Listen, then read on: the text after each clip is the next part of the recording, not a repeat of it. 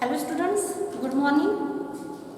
In last lecture we have discussed about the Bohr's model and the three postulates of Bohr's. Now by using the first postulate and second postulate we will discuss about the radii of orbit. It means that the radius of orbit in which electron revolves around the nucleus. Now we will find out the different radius of different orbit, and for this derivation we will use the first postulate and second postulate of Bohr's. Now we know that the postulate, that is the first postulate, we have already discussed about that electron revolves in an orbit or the centripetal force necessary for the circular motion of electron. The centripetal force, necessary centripetal force to revolution of electron in a particular orbit is provided by the electrostatic force. And the second postulate, that is the momentum of electron or electron revolves only in those orbits in which the momentum of electron is equal to integral multiple of h upon 2 pi. Now let m is the mass of electron, then v is the velocity of electron in nth orbit,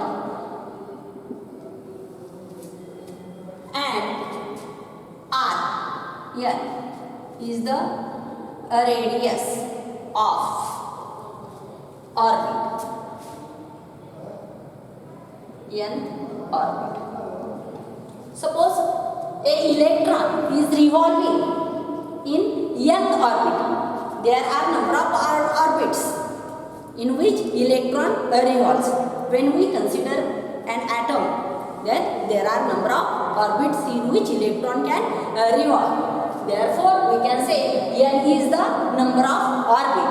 Therefore, Vn is the velocity of electron in n orbit, and Rn is the radius of electron in n orbit. And mass of m is the mass of electron. Mass of the electron remains unchanged in each orbit, every orbit. Now, by the Bohr's postulate, we know that the angular momentum,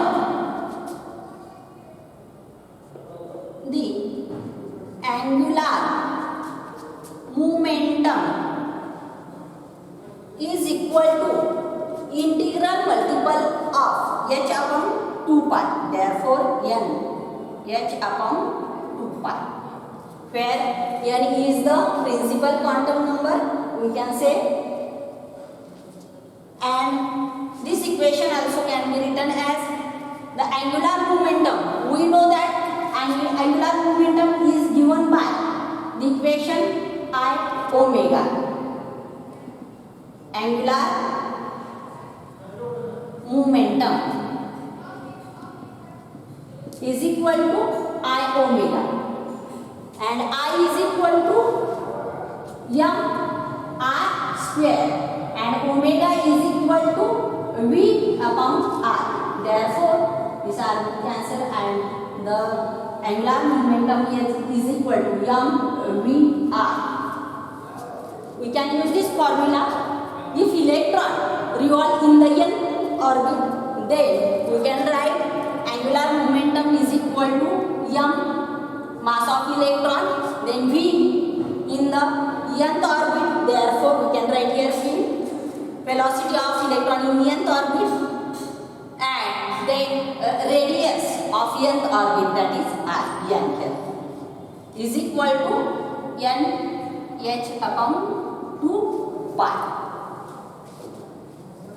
Now So equation number 1.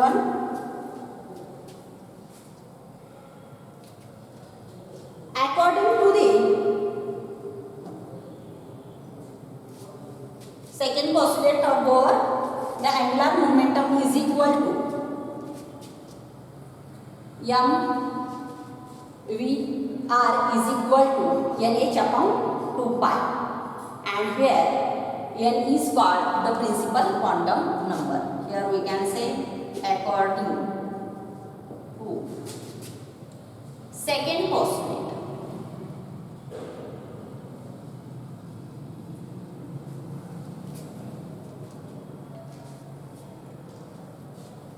In this equation, where n is principal quantum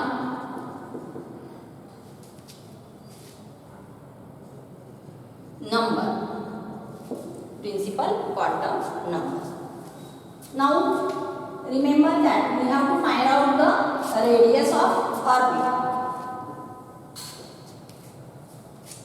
Now we can use the first postulate. Now according to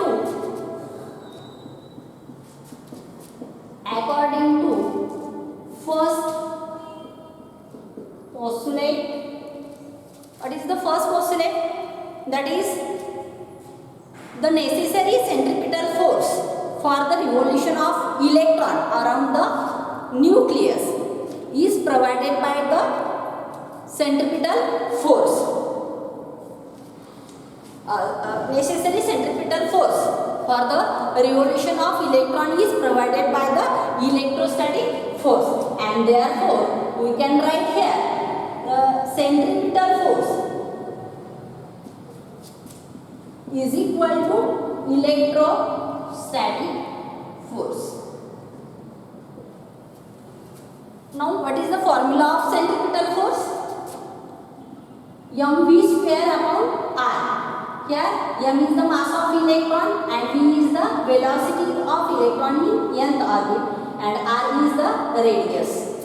Electron is revolving in the nth orbit, and therefore we can write here the suffix for these symbols. Then electrostatic force. We know that electrostatic force is equal to 1 upon 4 pi epsilon naught E square upon R square. But we know that when electron revolves around the nucleus, suppose this is the nucleus and electron is revolving around this nucleus. Some atoms, suppose when we consider about the hydrogen atom, there is only one electron, but when we consider about the helium atom, there are 2 electrons. Therefore, suppose the Z is atomic number. If Z is atomic number, then the charge on nucleus is equal to Z into E, and therefore we can write here charge on nucleus is equal to Z into E, and charge on electron is E. Therefore Z E square upon Rn square. In this equation we can write here Z, where Z is atomic number. Therefore charge on nucleus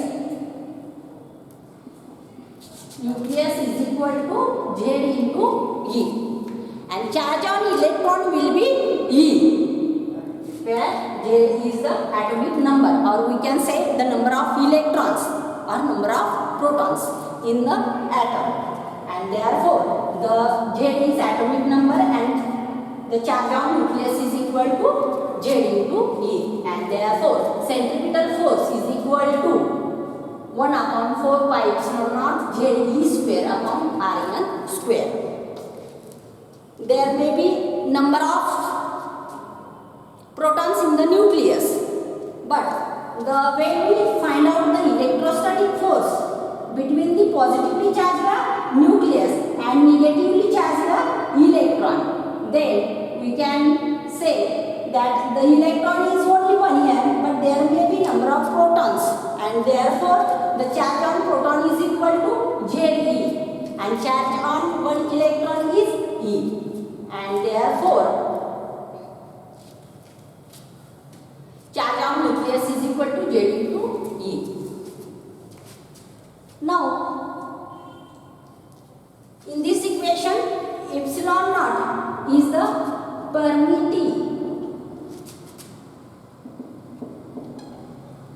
permittivity of vacuum. Epsilon naught is the permittivity of a vacuum.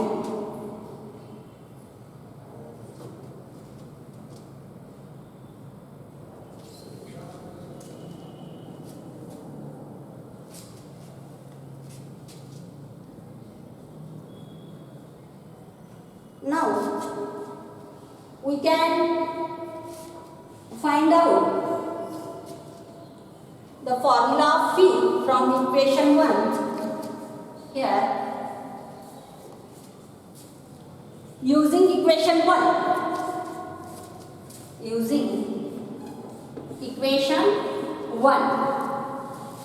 we can derive the formula of Vn. Therefore, Vn is equal to Nh upon 2 pi into m e into Rn. From equation 1, we have written here V is equal to Nh upon 2 pi m into I.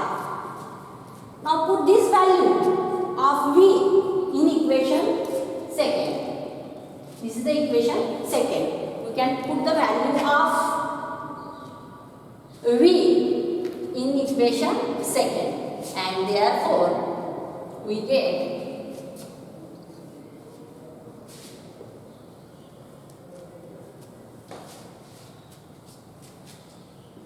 m e. Here is a V square.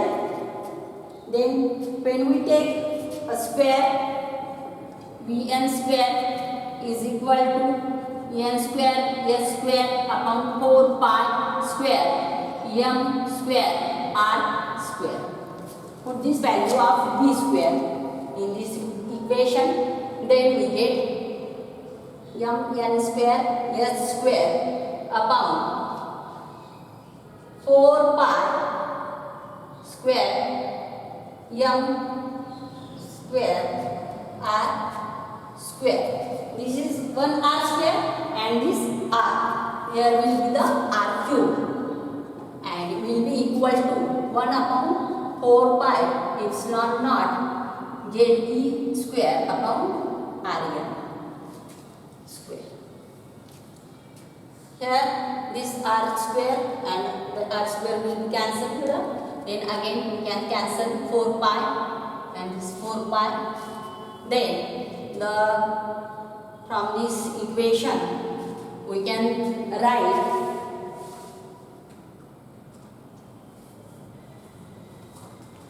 that is the r is equal to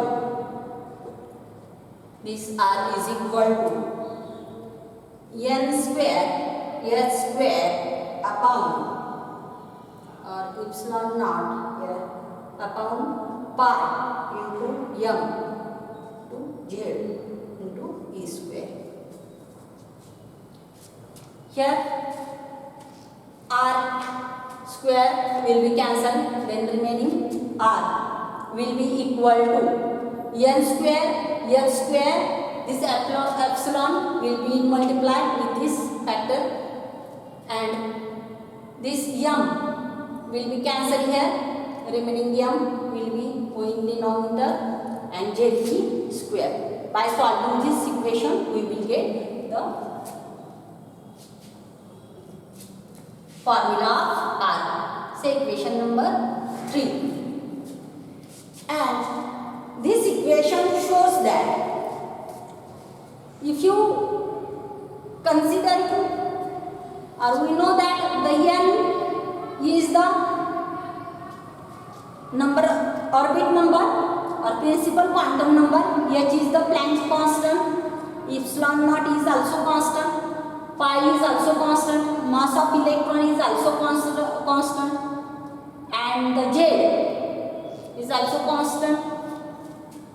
E, that is charge on electron, is also constant, but the value of N is not constant here. This is the number of orbit or orbit number or principal quantum number. Therefore, from this equation we can say that the radius of orbit is proportional to the N square. That is, the radius of orbit is proportional to the N square. It means that we can say that as the principal quantum number increases, then radius also increases.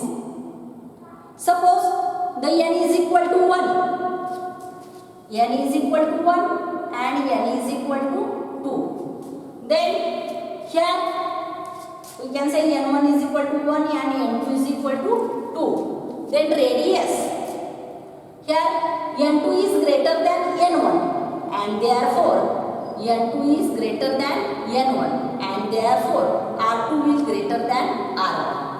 It means that as the principal quantum number increases, then the radius of orbit is also increases. If we consider for the hydrogen atom, hydrogen atom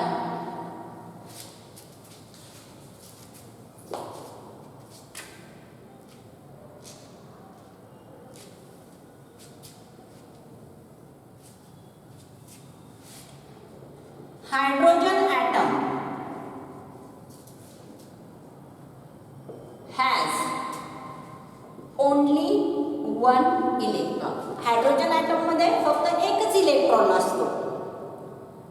It means that the Z is equal to also 1. Z means number of electrons or number of protons, and therefore number of electrons or number of protons is equal to also 1. Hydrogen atom मध्ये एकच electron असतो, त्याच्यामुळे Z is equal to 1 येईल. And therefore putting this value of N is equal to 1, then H, epsilon naught, pi, mass of electron, and E, we get the R1 is equal to 0.053 nanometer. 0.053 nanometer. If we place the values of here, Z is equal to 1 for hydrogen atom, and therefore N is equal to, that is first orbit, N is equal to also 1, and therefore the radius of first orbit, that is R1, Z is equal to 1 and N is equal to also 1. It means radius of first orbit is equal to 0.053 because other quantities are constant. H is the Planck constant. We know the value of H. Then epsilon naught is also Planck constant. Then here Z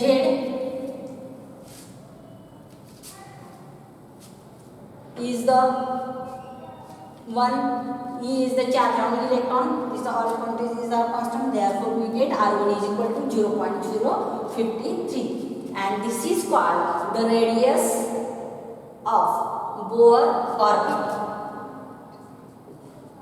This is Bohr. Radius of Bohr orbit. This equation can be written as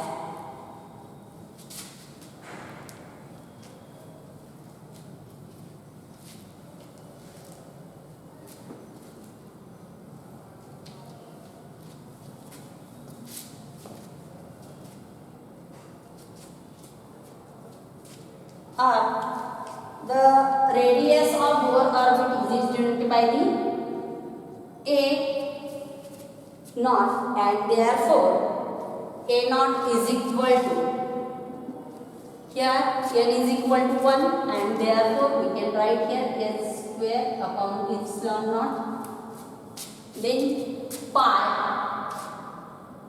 m mass of electron, z is equal to 1, and e square.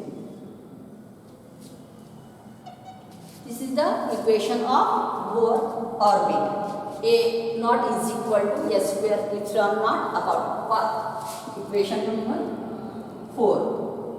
We can say equation number 4. That is, here z is equal to 1 and n is equal to also 1, and the radius of Bohr orbit is given by a naught. Therefore, a naught is equal to a square epsilon naught pi m into e square. This radius of smallest orbit of electron in hydrogen atom. This is the radius of smallest orbit in hydrogen atom. Hydrogen atom मधली या ठिकाणी smallest orbit मधली या ठिकाणी ही radius झाली. Now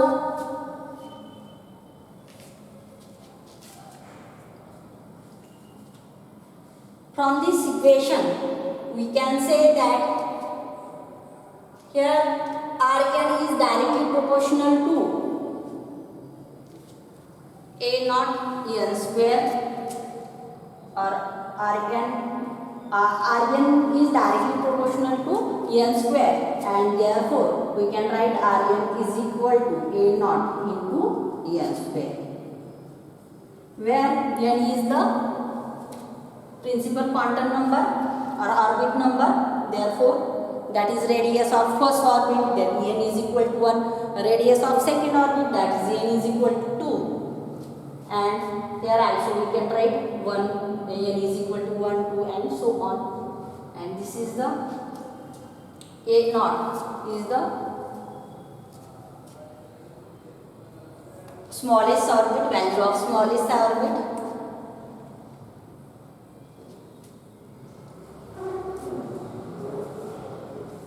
Now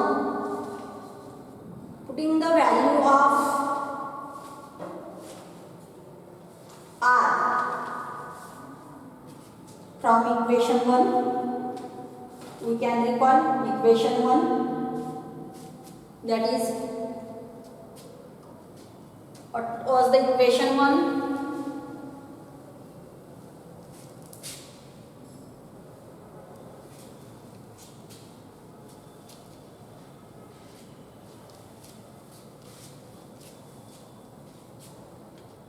We know that equation 1, that is m into v into r, n here, is equal to nh upon 2 pi. From this equation, Rn is equal to, we can find out the Rn is equal to, here nh upon 2 pi. Rn is equal to nh upon 2 pi into m into v. This value of R in equation 2, putting this value in equation 2, 2 नंबरचं जे equation होतं आपलं, त्या 2 नंबरच्या equation मध्ये ही value ठेवायची. 2 नंबरचं equation कोणतं होतं? centripetal force, that is mv square upon r is equal to ze square upon 4 pi epsilon naught r square. तर ह्या इक्वेशन मध्ये आपल्याला ही व्हॅल्यू ठेवायची आहे. That is mv square upon r is equal to ze square 4 pi epsilon naught r square. Put the value of r in this equation, then we get the value of v is equal to ze square. Therefore we can find out this value of, here we can put this value, that is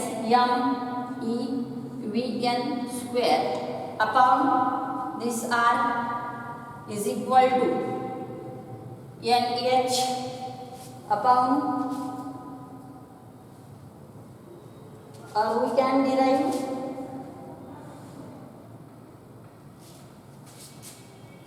this r will be cancelled here square, and therefore this mv square is equal to ze square upon 4 pi epsilon naught to the value of r, that is nh upon 2 pi mv,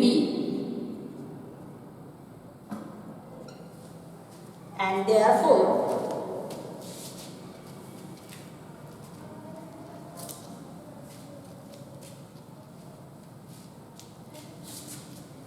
by cancelling these all values, then we will get v is equal to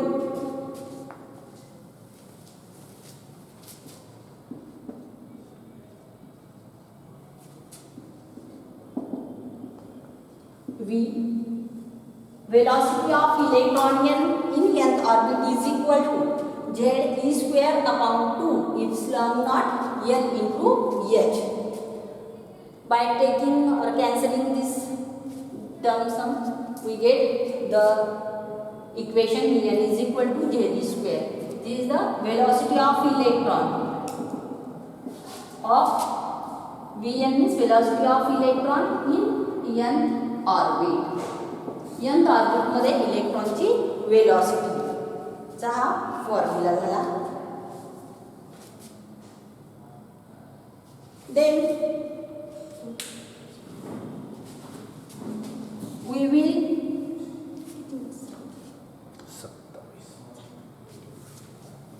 okay, thank you, we will stop here.